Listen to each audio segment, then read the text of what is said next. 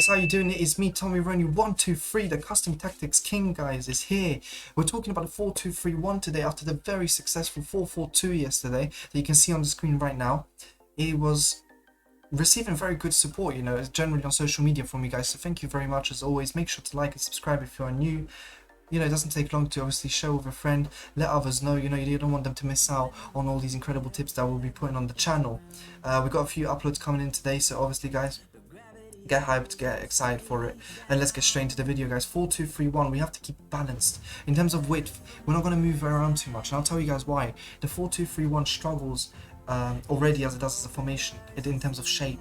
It's a very stagnant shape, it's a very static shape, so you have to keep it as stagnant as possible. The only reason why I'm putting it up to 65 depth is very simple, guys. In FIFA, we are struggling with pushing up the defenders. The defenders are just sitting back naturally. You want to push up the depth and really get them attacking, guys, because otherwise in a 4-2-3-1 you become very predictable, and as soon as you become predictable when you face an even average opponent in FIFA, well, you're screwed, to be honest, and that's exactly what you don't want to be seeing, especially now at the start of the game when you're getting used to it.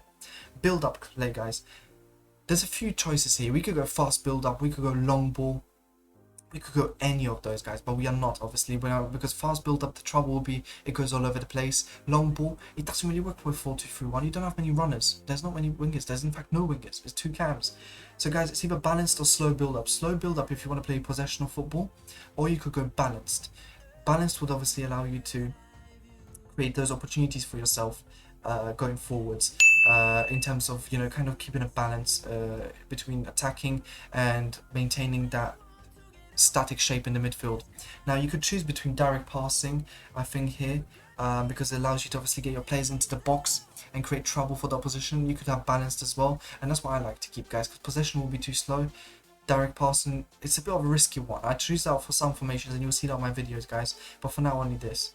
4 players in the box, 2 corners, 1 free kick. It's pretty simple. 50 width, like I said before. You want to keep the shape as stagnant as possible to make sure that you can obviously make it work, guys. Comes for crosses on your goalkeeper. Pretty simple. You want the keeper to get the ball back quickly, especially with someone like Nick Pope in goal. He's 6'6". He's absolutely incredible with that. Stay back while attacking on both your left back and right back. That hasn't changed from last year. The reason why it's still exactly the same is because the 4-2-3-1 is difficult to defend with. The 65 depth already gives you a lot of oomph going forwards, so you do not need your players to be bombarding up without your instructions. Now, one of your CDMs, such as Sissoko in this case, because obviously I have Sissoko and Thomas Partey here, it's going to be on cover centre, and that's it. Similar to last year, the other one on cut passing lanes, stay back while attacking and cover centre. So you want both of them on cover centre, so they're staying in front of those 2 centre backs, making sure that the defence is fully solid, especially when you have players that can bully players and the opposition, like Thomas Partey and Sissoko. Cams, just keep them the exact same, except the Ram and the Lamb. They are both going to be getting to box for cross. Very simple. You'll be seeing it in the gameplay, guys. It's all about getting the players into the box, really getting those forward runs going, getting the players at the other side of the pitch to make those inside runs, and then obviously when they're cutting in like that, it's dangerous. It's just dangerous. And then the striker, we keep them balanced, guys, and the reason why we keep the striker balanced is so that he can allow the passes between himself and the right mid and left mid. Here we are, guys, with the gameplay. Obviously there's going to be a bit of cut in between because, guys, believe it or not, this formation worked absolutely incredible. You know, the results are just stunning.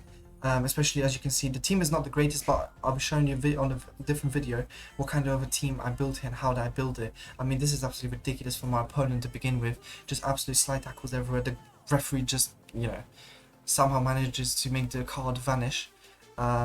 But it doesn't matter, guys. I obviously find out I have no free kick taker on this team, which is obviously in itself a problem. Reece James is going to give it a go because you never know in life, and obviously it just goes absolutely out the pitch. We didn't even get anywhere near on that one, but look at the pressure I'm doing with my players here in that midfield area with that 65 depth. Unnecessary shot by me there, but that's okay. We're dominating. There's the right back pushing up, and obviously this is a struggle, guys. If you have players pushing up like that, you always have a problem with the right back and left back putting themselves in dangerous positions for you. That's okay though, you'll be able to deal with it. Here's the counter attack with Richarlison. Look at that, just running and running. Stop, turn around, on his right foot, bang. No one's saving that one. And that's what Richarlison will do. and anyone really do. You see, there's so many runners in this 4-2-3-1, and last year I obviously revolutionized the 4-2-3-1. I like to give myself the title for that, because of how successful my video was on it, and how everyone started to kind of take the idea from it on how to use the 4-2-3-1 in an attacking capacity, because everyone always thought it was defensive formation, and everyone always thought it was a boring formation. I just made it exciting. And it's the same thing this year, you know, by pushing up the depth, we're making it into an attacking formation.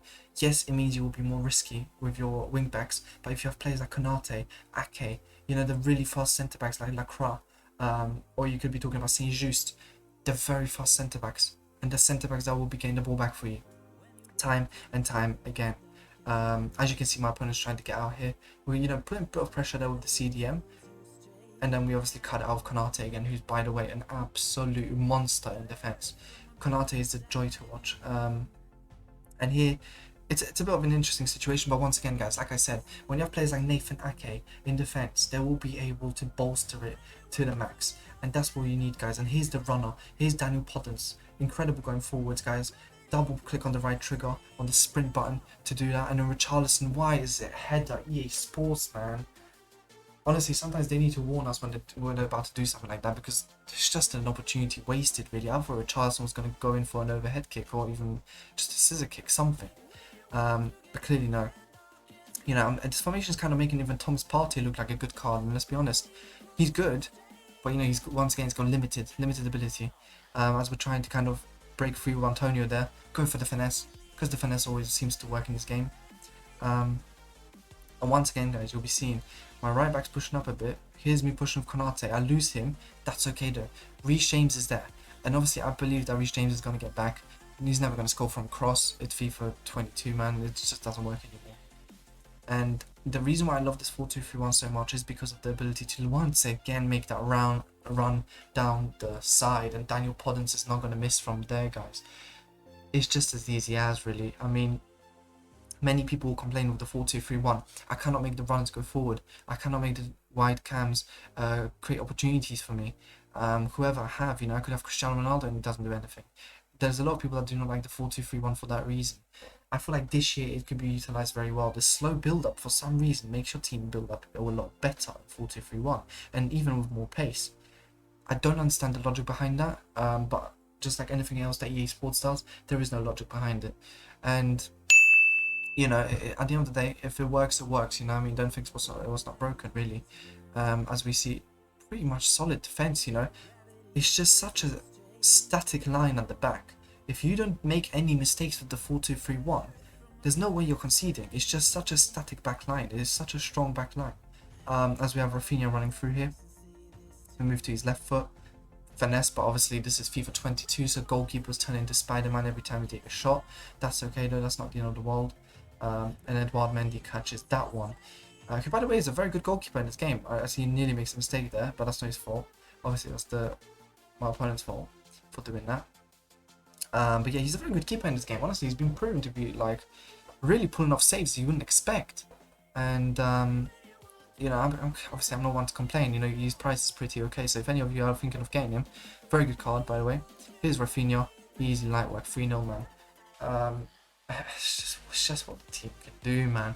And honestly, as you can see, my team is not even the best team possible in this game, and genuinely just absolutely dominating from start to finish in this match. Start to finish. As we see ourselves creating another run here. Richarlison to Rafinha. Rafinha just runs through, crosses it in, gets blocked. But look, it's just the constant runs in. And do you know what? It was the whole get into box for cross allows your players to really push up into the box, even though your players into the box is 4 or even lower if you don't like to be counter-attacked. And it just makes you such a dangerous person to face, really. It really does. And as Daniel Podence, who by the way is secretly very good in this game, secretly I'd like to add, because not many people rate him. As we try and create another opportunity, and Edouard Mendy with another save. I mean, this guy never stops. This guy really never stops. You know, it's kind of relentless, this formation. It's relentless, you know, the constant pressing, the constant pushing up, making sure that the opposition is never feeling like they got even a second to rest. That's kind of what we're looking for. You know, that's kind of what we need. As we get like the third, fourth corner in a row now, I've just probably noticed. As we try and get a header in. But obviously Sissoko's there to pick it up straight to Thomas Partey. We do a bit of samba trickery, you know, a bit of Brazilian samba. Michail Antonio obviously decides to do his prayer himself and just not get the open net, but that's okay.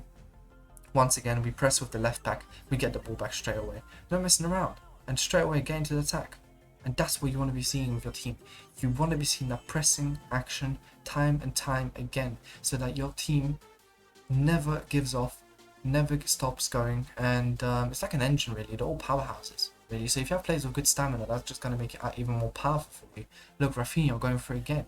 What an absolute beast. And look at Richarlison, easily light work. And that's that, guys. You let me know down in the comments below what you think of the 4-2-3-1. I think it's just very useful this year in comparison to the last few years. It's a lot more attacking than it used to be, and I'm really enjoying that personally. I think it just makes it kind of gives it more energy really going forwards, and especially in the midfield area. It allows you to press in ways you've never done before. But do let me know what you think, guys. And as always, make sure to like and subscribe, share with a friend.